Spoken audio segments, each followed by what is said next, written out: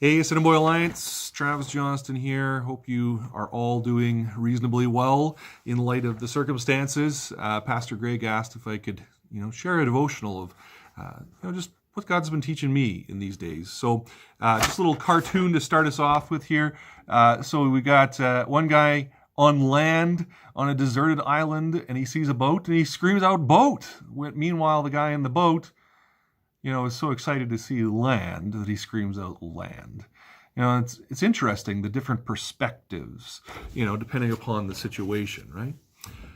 And we do see in the scriptures that, there are passages that, help us understand, that our perspective is limited and that God's perspective and, the fact that we can trust his sovereign hand over, our history, is a matter of faith, and that we need to trust him in the midst of different things. We see this especially with Ruth, or in Ruth in chapter 2 especially, but also at the end of chapter 1. From Naomi's perspective, she believes that she is cursed by God. She's an Israelite woman. She's widowed in the land of Moab. Her two sons die, and they don't have any children. And it's important to have an heir, like a descendant who will provide for you, especially a male heir in these days. And so Naomi is left alone with her two Moabite daughters-in-law and without any kind of provider. Sounds a bit tenuous to me. She convinces one daughter-in-law to stay in Moab and go back to her family, but the other, Ruth, insists on returning to Bethlehem with her. The audacity of this daughter-in-law. From Naomi's perspective, she is cursed by God and now has to care about this daughter-in-law, and a Moabitess, no less. What will the family think? And yet, when we look at the rest of the story of Ruth, we see a much different perspective that is being unraveled, unfolded, a grander perspective than what Naomi has. God is not at the forefront of the story in Ruth, but working in the background, displaying his loving kindness within the situation through the loyalty of this Moabitess, Ruth, who brings blessing to Naomi. But not only that, through this kinsman redeemer, Boaz, who provides for Ruth and Naomi in their time of need. We also see, a greater heir coming forward as well, ultimately through this line of Ruth. We also see Naomi's perspective that needed correction. God was at work in ways that she did not understand in the midst of her suffering and grief. Another passage that demands the reader look at a situation from God's perspective is Psalm 105. And, we have, starting in verses 7 and 8, he is the Lord our God. His judgments are in all the earth. He remembers his covenant forever, the word that he commanded for 1,000 generations. It's a psalm calling the reader to remember the works that God has done and how he has faithfully kept his covenants to his people. And the psalm goes through God's promises to Abraham, ultimately how they're kept partially through his great-grandson Joseph, but also he talks about Moses. But let's focus on Joseph here for a minute. And let's read verses 16 through 22. When he summoned a famine on the land, he broke all the supply of bread. And he had sent a man ahead of them, Joseph, who was sold as a slave. His feet were hurt with fetters, and his neck was put in a collar of iron, until what he had said came to pass. The word of the Lord tested him. The king sent him and released him, and the ruler of the peoples set him free. He made him lord over his house and ruler of all his possessions, to bind his princes at his pleasure and to teach his elders wisdom. Now, if you aren't quite familiar with Joseph's story, go and read through it this afternoon. I'm pretty sure you might have some time on your hands. And when you do, you'll notice that there's a lot of things that God doesn't mention here. And in fact, God doesn't mention any sin of Israel in this whole psalm. But yet in Psalm 106, there's a whack of sins that are mentioned, even in some of the same circumstances. But we do see God's perspective here. Verse 17, the fact that Joseph is sent, and it's like this picture of being sent as an emissary. I seem to remember there's a little bit more to it than that.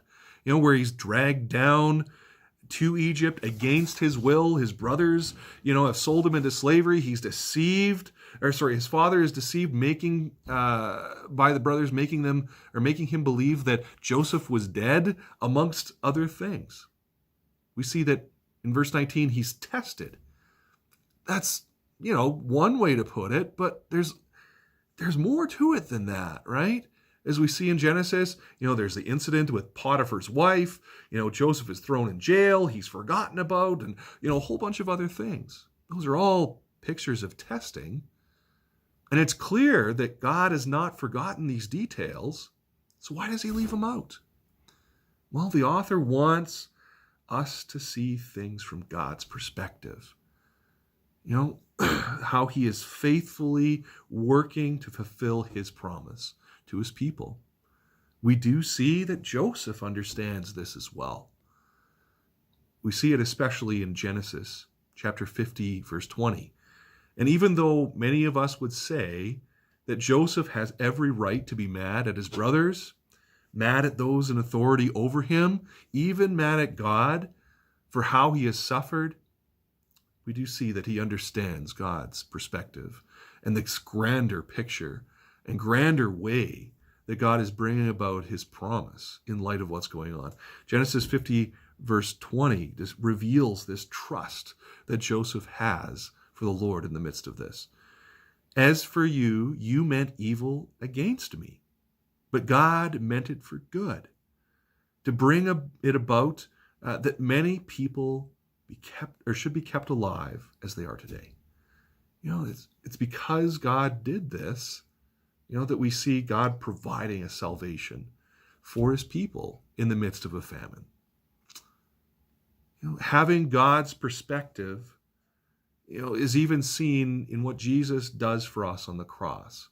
And it's important to understand God's perspective because ours is so limited. In Isaiah 53, it's very helpful here. Verses 3-5 say this. Notice, here's our perspective. He was despised and rejected by men, a man of sorrows, acquainted with grief, and as one from whom men hide their faces. He was despised, and we esteemed him not. But yet we see there's a little hint of God's perspective, and then it's come full force in verse 5. Verse 4 says this, surely he has borne our griefs and carried our sorrows, yet we esteemed him stricken, smitten by God and afflicted. But he was pierced for our transgressions. He was crushed for our iniquities. Upon him was the chastisement that brought us peace. And with his wounds we are healed. From our perspective, if we were standing at that cross, Jesus looks as one who is cursed by God as he dies, the same death as these thieves on the cross. But yet, from God's perspective, he is providing salvation for us. And, this is done by Jesus taking our punishment for our sin upon himself. Paying for that and bringing healing, peace, between, God and man and the relationship that he restores. So what? How does this apply to us? Well, have any of you had any of your plans thwarted lately? Perhaps, you've had a few rough years of farming. Maybe, you've been sent home from school a couple months early. Perhaps you're working from home. Maybe you're laid off. Perhaps you've had to close the doors of your business because you've been instructed to by the government because of this pesky virus that we can't even see. Perhaps you had plans to go somewhere and do something for a vacation. For us, for our family, we had to make the decision as a school, we had to make the decision to close the school year early. We had to, as a family and as a missions team, cancel the trip for this year to Romania, and we thank you for your generous support in that. And it was hard because it was like, we've been praying and planning and working towards this trip for 3 years. And to be honest, I was quite heartbroken over that, and maybe even, no, definitely a little bit mad.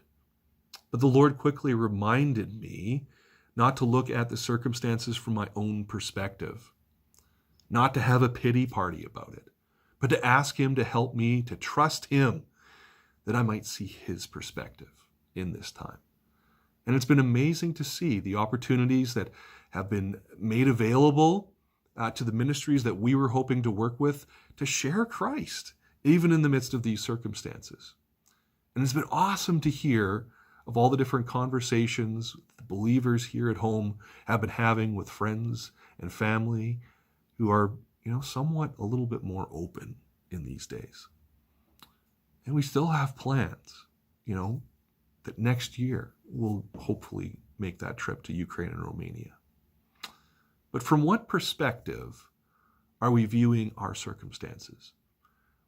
What promise has the Lord given to the church to remember in the midst of any circumstance that we might face in these days?